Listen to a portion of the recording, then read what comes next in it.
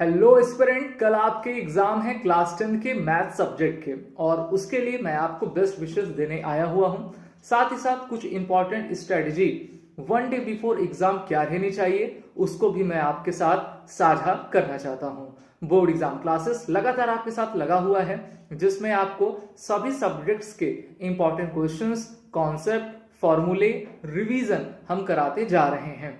देखिए, एग्जाम के 1 day before आपको क्या करना है। सबसे पहले फॉर्मूले को आप रिवाइज कर लीजिए और जो इंपॉर्टेंट चैप्टर्स हैं जैसे कि मैथ में arithmetic progression, algebra, geometry, height and distance, probability, statics, इनके कॉन्सेप्ट और फॉर्मूले को आप रिवीजन करिए और बिल्कुल भी स्ट्रेस ना लीजिए। जितने भी आपकी तैयारी है वो एकदम बेस्ट है जिससे कि आप इस बार के एग्जामिनेशन में काफी हाई स्कोर कर पाओगे।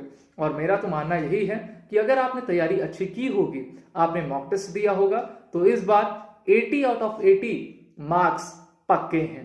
इन मार्क्स को आप और भी किस तरीके से बेहतर अचीव कर सकते हो इसके बारे में आपको कुछ पॉइंट्स बताना चाहूंगा। सबसे पहले तो स्ट्रेस आपको बिल्कुल नहीं लेना है।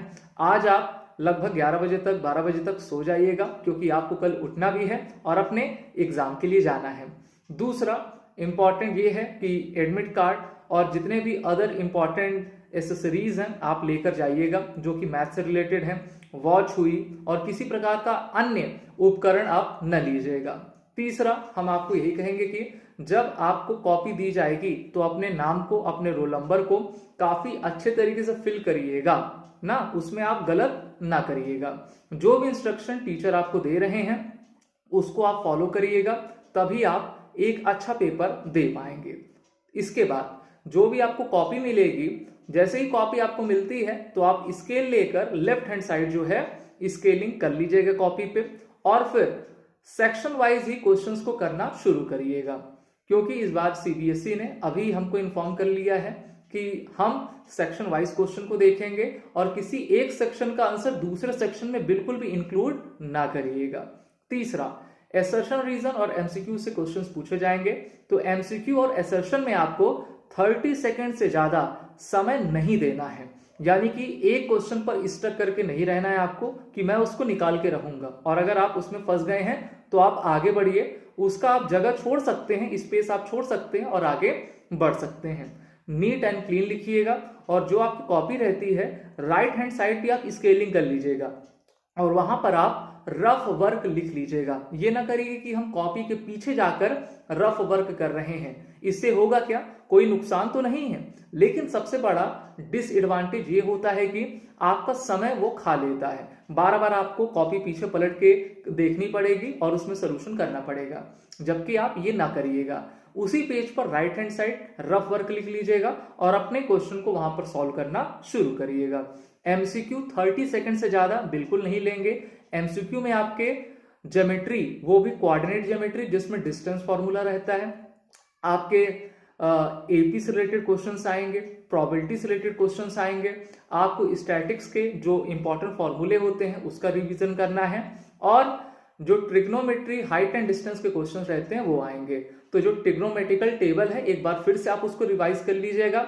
और सबसे इंपॉर्टेंट बात यह है कि आप plus and sign, plus minus, division, multiplication, जो साइन कन्वेंशन रूल्स होते हैं उसका ध्यान रखिएगा। बहुत सारे बच्चे पूरे क्वेश्चन को सही तरीके से करेंगे लेकिन जहां पर प्लस और माइनस करना है वहां पर आप गड़बड़ करना शुरू कर देते हैं। एलसीएम एंड एचसीएफ से क्वेश्चन पक्के हैं, लगभग 2 से 3 क्वेश्चन एचसीएफ और एलसीएम से पूछे जाएंगे।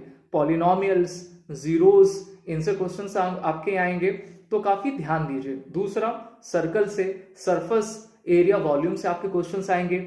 सिलेंडर और कोन से क्वेश्चन आना पक्का है, 100% है, तो उस पर आप ध्यान दीजिएगा। आज ही मैंने एक वीडियो पब्लिश की हुई है जहां पर मैथ के कंप्लीट कॉन्सेप्ट और क्वेश्चंस के रिवीजन को मैंने बताया है, तो उस वीडियो को भी आप सभी जरूर देखिए।